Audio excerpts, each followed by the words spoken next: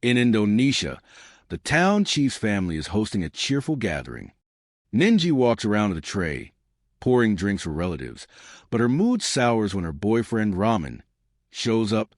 He trails her through the house, insisting he can explain why he's ignored her call for days. Ninji tells him that if he isn't ready to propose, he shouldn't make promises. Ramen admits he panicked and overthought everything. He apologizes and even prepares to propose, right when his phone rings with a work call. He tells Ninji he has to leave for his shift, promising to fix things afterward. No sooner has Ramen gone than a car barrels into the party, smashing into several vehicles. After checking on the injured, the chief hurries to the wreck, yanks the door open, and starts scolding the driver, assuming he's drunk. The driver suddenly roars, leaps on the chief, and bites his neck. People scream. The man looks like a zombie. This began 5 hours earlier. At the unawares factory, an employee finishes packing samples of a new drug. It isn't government approved yet, but after 3 months of development, they're desperate to launch. One sample is sent to the owner, Sadamin, and another to his partner in the city. Meanwhile, Sadamin's daughter, Kane's, is getting her son, Ryan, ready to visit his grandfather. Her husband, Rudy, sees she's upset and reminds her to be polite. They just need to get this over with. Their marriage is failing, and they plan to divorce. Before that, they want Sadamin to sign papers to sell the struggling factory. Rudy argues he deserves compensation for running the place. With the payout, they can split and move on. Kane's dreads a visit because she'll have to face Karina, Sadamin's wife, and Kane's former best friend. The two grew up together, but their friendship ended when Karina married Sadamin. At home, Sadamin drinks the new sample. Karina suggests that since he's retiring, they should travel and maybe try for a child. When Kane's and her family arrive, Karina greets them warmly. Kane stays distant and keeps Ryan away from her. Ryan instead goes off with his uncle, Bonbon, who spends his days gaming and living on his father's money. Bonbon and Ryan run around the house with toy guns, prompting Rudy and Kane to scold Bonbon for being so immature. After a shower, Sadamin looks in the mirror and is stunned. He appears much younger. Excited, he rushes to show Karina. She's thrilled too. Feeling youthful again, Sadamin flirts with Karina. Neither notices the odd wound forming on his back. A little later, he meets his children and reprimands Rudy for producing a factory promo video that isn't traditional. Everyone is shocked by how young he looks. Sadamin then makes an announcement. He will not sell the factory. Bonbon, offended, storms out, while Sadamin explains that after years of flat sales, he finally has a product that can restore their success. He calls it the Elixir, the reason for his rejuvenation. Karina is unhappy. He was supposed to retire and spend time at home. Sadamin apologizes, but says the Elixir must take priority. Kane's tells her father she and Rudy are divorcing because he cheated. She needs money to start a business and provide for Ryan. Sadamin insists they should stay together for the boy. Karina tries to support Kane's, but Kane's curtly tells her not to. Kane's then unloads on her father for always imposing his will, without caring about their feelings, and blames him for Bonbon's arrested development. She also accuses Karina of marrying for money. As the women argue, Sadamin starts to feel ill but hides it. He shouts for silence and declares his decision final. The factory won't be sold. He reminds them he worked hard while they lived off his efforts, then tears up the competitor's contract. Suddenly he feels worse, and the family notices a strange infection creeping up his neck. He vomits a large amount of blood and collapses. Rudy checks, no breathing. As they panic, try call an ambulance and the household staff. Sadamin suddenly reanimates Farrell. He pounces on the servant Party and bites his neck. Party drops. Then Sadamin attacks his driver, Eris, spitting blood over his face and forcing him to swallow some. Bonbon drags his father back, but Sadamin tries to bite him as well. So Karina and Kane's restrain him. In the struggle, Bonbon's gun goes off. A long dart shoots through Sadamin's head, killing him.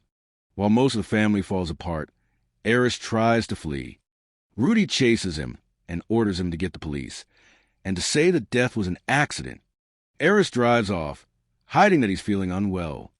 Bong Bong, racked with guilt for killing his father, hides in a car, but Keynes assures him it was an accident. The siblings console each other. Inside, the rest of the family is horrified to see that Party has turned, his mouth smeared with blood after attacking another servant. He tackles Karina onto a table. She kicks him off.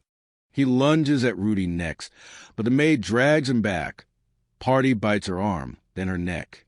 Outside, Keynes spots a servant Party bit, now feeding on another worker. The zombie charges at Keynes, but Bong Bong runs it over with the car. The body splits in half, yet it still crawls.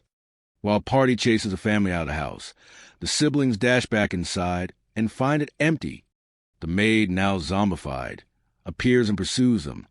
They sprint back out and lock the door. Keynes keeps calling Rudy, but he won't answer. Returning to the car, they see the lower half of the servant is gone. Then the torso drags itself toward them.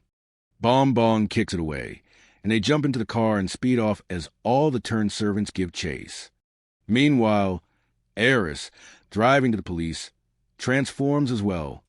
He loses control and crashes into the chief's party, the scene from the opening. He bites the chief and runs through the crowd, attacking guests. Back with Karina's group, they find a truck on the roadside, but it's locked. Hearing Party getting closer, they hide. Party searches the truck, but moves on until Rudy's phone rings. Drawn by the sound, he returns. The family fights him together as he snaps at anyone near. After a struggle, Karina finds a pitchfork in the truck and stabs Party in the shoulder. It begins to rain, and the water makes Party freeze. They seize the moment and run. Rudy finally answers the phone and tells Keynes to meet at the chief's house. Minutes later, Karina's group reaches the party, only to find the guests have turned as well. They try to slip by, but Eris leaps on Karina's housekeeper and bites her. The scream draws more undead. Rudy drags Karina and Ryan into the chief's house and locks the doors. The others feast on the housekeeper. Eventually, the siblings arrive and witness the massacre. Keynes calls Rudy. He says they're trapped inside. Desperate, she honks the car horn, drawing the zombies to them. Bong Bong speeds away with the horde in pursuit, now loose on the streets, attacking anyone they find. With the horde gone, Rudy, Karina, and Ryan leave the house and try to use Sadaman's car, but it's too damaged to drive. The zombified housekeeper spots them and charges. Karina and Ryan hide in a nearby house, while Rudy stays outside to protect them. Karina hears his screams as he fights. He bursts inside, slamming the door. He's drenched in blood but insists he's fine until he sees a bite on his hand. He hugs Ryan, says he loves him, and asks him to take care of his mother. When Karina returns with cloth, Rudy has turned. He attacks Karina, Ryan drags him off, and Rudy goes for the boy. Karina smashes a bottle over Rudy's head and flees with Ryan into another room, slamming the door on the zombie's face. Rudy batters the door until it breaks. Karina sidesteps, and he impales himself on a water pump handle. Karina and Ryan slip out and lock the door. Someone enters. The noise startles them, but it's only Ninji. They hear movement. Ninji peeks into the other room and realizes Rudy is still animate. On the road, the siblings argue about what to do and nearly collide with a truck. Swerving, they crash. The truck driver rushes over and helps them out. Bong Bong vomits. The pursuing horde reaches the truck and swarms it, killing passengers. The driver runs back to help and is killed as well. The siblings flee and reach the police station. The officers, skeptical, head out to investigate, leaving Ramen to watch the pair. At the crash site, the cops are immediately attacked. One fires a gas grenade. It has no effect. The zombies fall on the officers. Only the captain manages to shoot back before being bitten. Using Karina's phone, Ninji calls Ramen, who says he can't leave yet. As Ninji explains, the bitten captain rushes in. Ramen is forced to hang up as the officers barricade the door. The undead slam against it. The group piles furniture to block them. Ramen calls a hospital for an ambulance, but it's too late. The captain transforms. Bong Bong grabs Ramen's pistol and fires. The zombie drops for a second, then launches at Ramen, who shoves him away. The captain tackles Bong Bong. Kane smashes a bottle on him, and Bong Bong blasts him with a fire extinguisher, uselessly. Ramen grabs a stool, and together they push the captain into a holding cell and lock it. Outside, dozens of zombies clog the exits. Ramen calls another station for backup, while Keynes tries Rudy again. He doesn't answer. Keynes breaks down, and Bong Bong comforts her. Just then, Karina calls. Ryan is safe, but she has to tell Keynes that Rudy turned. Keynes sobs anew. Bong Bong promises they'll pick them up once help arrives. As the outbreak spreads, the siblings brace the door. Ramen gets a call back. The other station is also under siege. They can't come. The line dies as the other officer is killed. The trio climbs the balcony and watches zombies roaming everywhere. Keynes calls Karina to say they can't escape. The two reminisce about old times. Karina swears she did love Sadamine, but admits she should have considered Keynes' feelings. Keynes apologizes for her coldness and says she misses her best friend. She asks Karina to take care of Ryan if anything happens to her. Near the station, a loudspeaker begins playing a prayer. Drawn by the sound, the zombies rush toward it. Ramen remembers the police seized some fireworks earlier. He lights one and throws it into a field. The noise pulls the horde away, clearing the front door. He outfits everyone with protective gear and weapons.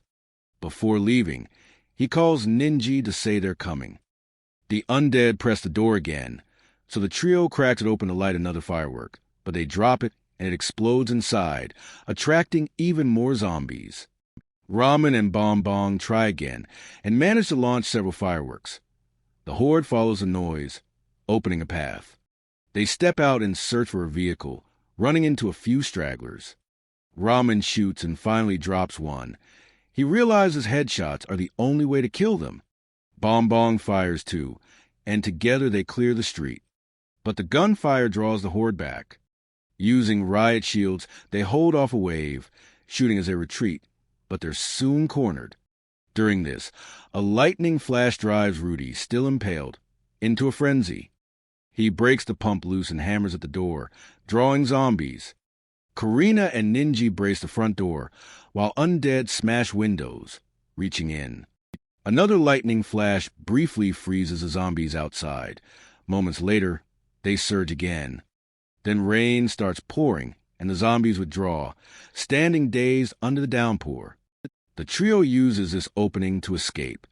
At the house, the rain drives the undead away from the windows. Karina notices the rain calming them and decides to leave. Ninji has a motorbike. They pile on just as Rudy finally breaks the door. He chases them but freezes the moment rain hits him. Minutes later, the rain stops, and zombies immediately surround Ramen and Bong Bong.